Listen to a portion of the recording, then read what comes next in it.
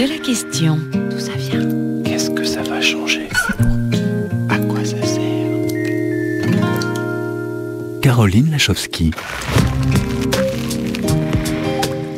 Bonjour, ravi de vous retrouver avec Guillaume Ploquin à la réalisation pour remettre en question la science carrément et secouer un peu le cocotier pour faire tomber les idées reçues sur la science et les chercheurs qui la font, mais aussi sur la manière dont on nous la fait passer et parfois difficilement avaler dans nos sociétés en pleine mutation. Que peut-on et que doit-on attendre des avancées scientifiques et technologiques? Les scientifiques sont-ils des apprentis sorciers et quelles sont leurs limites? Comment font-ils leurs découvertes et peuvent-ils en maîtriser les conséquences? Voilà ce que nous allons nous demander avec nos invités, Richard-Emmanuel Istès et Bastien Lelu, qui au sein du groupe de réflexion Trace et de l'association Les Atomes Crochus n'hésitent pas à mettre les pieds dans le plat autour de la question « Les scientifiques jouent-ils au dé ?» Bienvenue.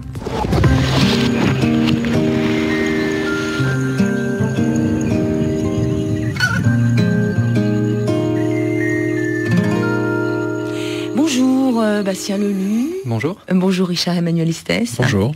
Merci d'être en direct avec nous. Vous venez de publier aux éditions Le Cavalier Bleu un ouvrage collectif et courageux qui ose poser tout haut des questions que l'on se pose tout bas. Ça s'appelle « Les scientifiques jouent-ils au dé ?»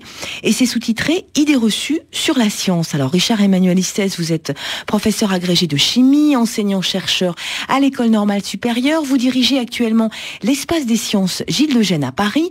Vous êtes le fondateur à la fois du groupe Trace, donc un groupe de réflexion sur la science, et de l'association Les Atomes Crochus pour faire passer autrement la science au public. Votre constat, on pourrait dire, c'est qu'il est indispensable pour les scientifiques comme pour les profanes d'affronter les vraies questions que nous posent à tous les avancées des sciences et des technologies et l'emprise qu'elles ont sur nos vies. Oui, indispensable. C'est pas tellement nouveau, mais ça s'exprime vraiment de manière cruelle tous les jours et il suffit d'écouter la radio pour s'en rendre compte. Les avancées de la science, de la technologie, de l'industrie bouleversent nos vies, bouleversent le monde, changent le monde et bouleversent nos valeurs. Et pas seulement nos connaissances. Un OGM, c'est à la fois quelque chose d'artificiel et quelque chose de naturel. La notion d'OGM bouscule la frontière entre le vivant et le non-vivant. Et à cette frontière sont attachées beaucoup de nos valeurs. Donc le simple fait de pouvoir créer des OGM pose des questions nouvelles aux scientifiques, comme à toute la société. Comme à tout le monde. Et ça peut donner lieu à des conflits et qu'il est nécessaire de lever.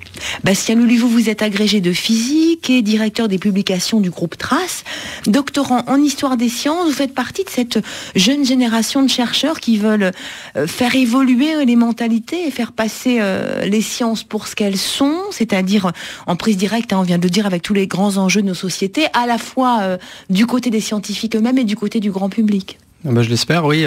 Effectivement, autour de moi, je vois beaucoup de jeunes chercheurs qui se posent des questions, qui ont envie de faire un pas de côté pour regarder les pratiques scientifiques, comment elles s'intègrent dans la société, comment elles changent la société. Vous dites faire un pas de côté, c'est-à-dire pas continuer dans ce qu'on fait puis... Pour ma part, c'est ce qui m'est arrivé puisque j'ai commencé par des études de physique qui m'ont mené à l'agrégation. Et puis ensuite, j'ai voulu regarder comment les sciences se font, comment les sciences changent la société. Et donc, j'ai fait des études de sciences humaines. J'ai bifurqué vers les sciences humaines et maintenant, je suis en thèse d'histoire des sciences. Alors, comment ça fonctionne vraiment les sciences autour de la question « Les scientifiques jouent-ils au dé ?» Première piste de réflexion sonore tout de suite avec le mix de Guillaume Ploquin. Alors, cette physique, qu'est-ce qu'elle nous décrit? Eh bien, elle nous décrit le monde du rationnel, elle nous décrit notre monde de causes et de conséquences. Comme disent certains, c'est pas en perfectionnant la bougie qu'on a découvert l'électricité. Eh ben, il faut bien que des gens, par intuition, aillent vers des directions qui ne seraient pas empruntées par les autres. Pardon mille fois de revenir sur des notions un petit peu élémentaires. Ça me semblait quand même intéressant de rappeler quelques notions de base, notamment pour la suite de l'exposé, qui est, vous vous en doutez, nettement plus complexe.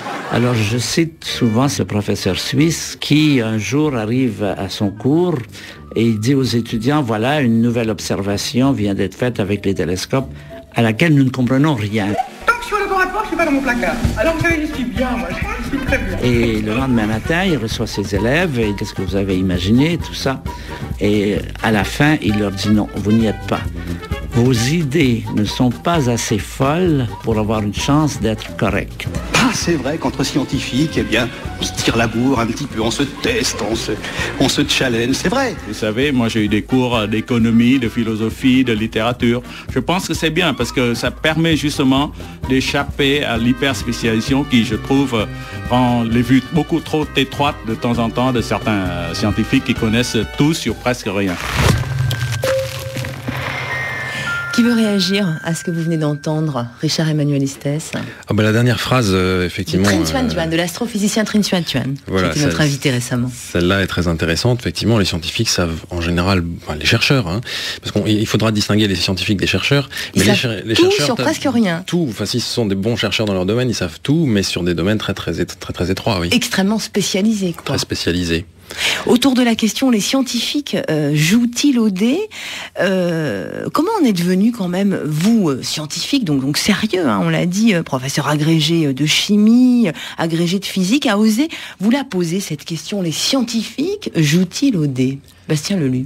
Peut-être parce que la formation qu'on a pu recevoir à l'université était quelque chose de très intéressant, qui nous a passionnés, mais qui restait très scolaire et déconnecté bien souvent de questions sociales beaucoup plus importantes. Vous, par exemple, vous avez fait des études de physique. Oui.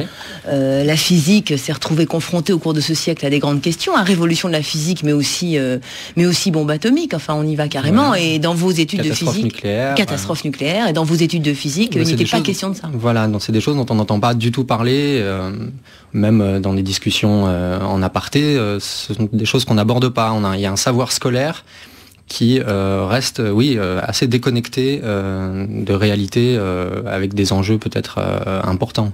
Et donc vous avez voulu faire bouger le cocotier. Osez-vous demander si est-ce que les scientifiques y jouent au dé, c'est ça? Oui, c'est ça, oui. Richard Emmanuel Estes. Oui. Le titre de notre ouvrage fait aussi référence à une citation célèbre qu'on attribue à Albert Einstein. Dieu ne joue pas au dé. Et c'était à la fois un petit clin d'œil à Einstein et puis une manière de sous-entendre que, ce qu'on entendait dans le reportage précédent d'ailleurs, qu'il y a une part d'hasard, d'imagination, de jeu dans la pratique scientifique et pas seulement de la rigueur. Rigueur qui est indispensable évidemment. Il ne s'agit pas non plus de dire que les scientifiques passent leur temps à rêver en regardant le ciel, mais évidemment on ne peut pas nier qu'il y a cette part d'imaginaire. Et puis la science, alors parmi les idées reçues sur lesquelles vous revenez sur la science, on dit souvent la science justement avec un S majuscule, au fond, il n'y a pas une seule vérité, la science c'est pas Dieu, il n'y a peut-être pas qu'une seule science non plus. Alors il y a plusieurs disciplines scientifiques qui sont évidemment très différentes. Quand on entend science, on entend souvent sciences dures ou sciences expérimentales, mais évidemment les sciences humaines et sociales sont également des disciplines qui ont une rigueur qu'on peut rapprocher de la pratique scientifique des autres disciplines. Et puis souvent on attribue à certains domaines la caractéristique d'être scientifique. Quelqu'un va plus vous dire, sérieux, plus juste, plus vrai. Mais on va vous dire le ciel, c'est le domaine de l'astrophysique par exemple. Ce à quoi les astrologues pourraient dire non, pas du tout. Nous, c'est aussi notre domaine à nous. Vous êtes un scientifique et vous osez dire ça alors que vous, voilà. Et oui, parce qu'en fait, la science, c'est plus une question de pratique, de démarche, de méthode, d'organisation de la manière dont on construit le savoir, que de sujet. Imaginez-vous qu'il y a des équipes de recherche scientifiques reconnues comme telles dans des universités, notamment en Angleterre, qui travaillent sur la parapsychologie. Un sujet qui n'est pas considéré comme étant scientifique, mais ce sont des équipes qui travaillent de manière scientifique. Et on peut travailler de manière scientifique sur des sujets comme celui-là. On peut faire de la science avec tout. Avec tout, évidemment. Avec n'importe quel sujet. Donc ça fait partie des idées reçues qu'on a sur la science. Vous parlez carrément de mythologie, c'est-à-dire que la science, elle serait quoi? Totalement diabolisée ou alors totalement idéalisée, divinisée?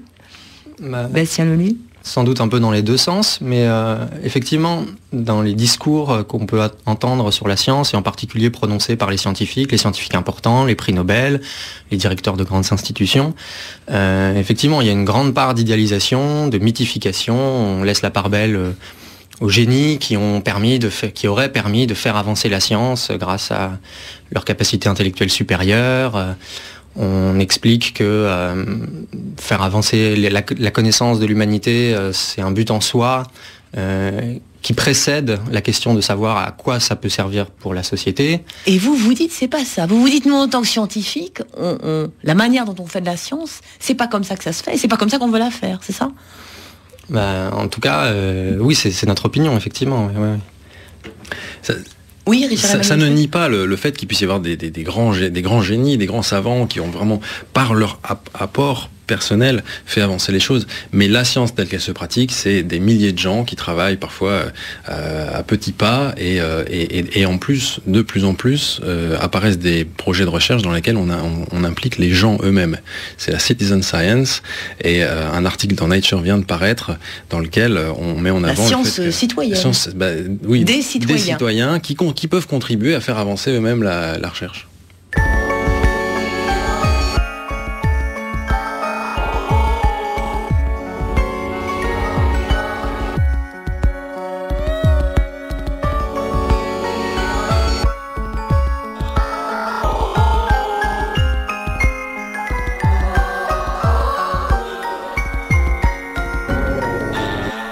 Autour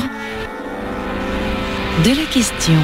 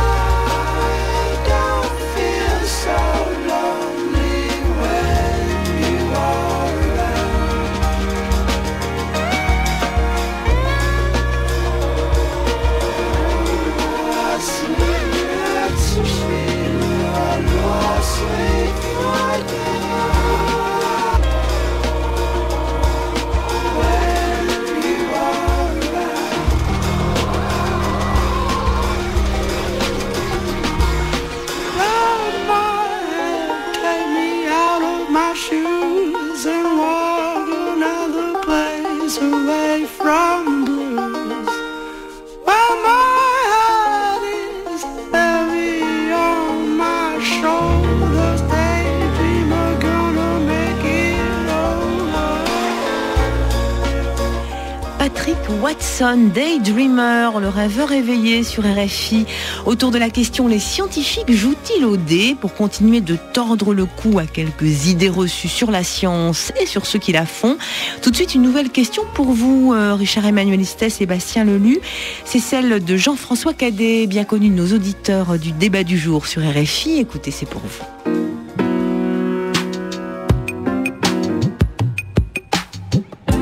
Eh ben, je voudrais savoir si ça existe vraiment les savants fous. On a tous en tête le genre de savants avec les cheveux en bataille, des penaillés qui sont toujours un petit peu foldingues, avec des idées parfois géniales, mais des idées aussi parfois extrêmement dangereuses. Donc le Zorglub de Spirou, Einstein avec ses cheveux incroyables qui tirent la langue, Docteur Folamour. Alors ça peut être à la fois super excitant et extrêmement terrifiant. Ce genre de savant-là, est-ce que ça a vraiment existé? Est-ce que ça sert vraiment à quelque chose ou est-ce que c'est vraiment une image de BD ou de cinéma? Votre réponse, Richard-Emmanuel Istès, les savants fous, ça existe? Alors tout dépend ce qu'on appelle fou. Les savants farfelus, curieux, ça peut probablement exister, oui.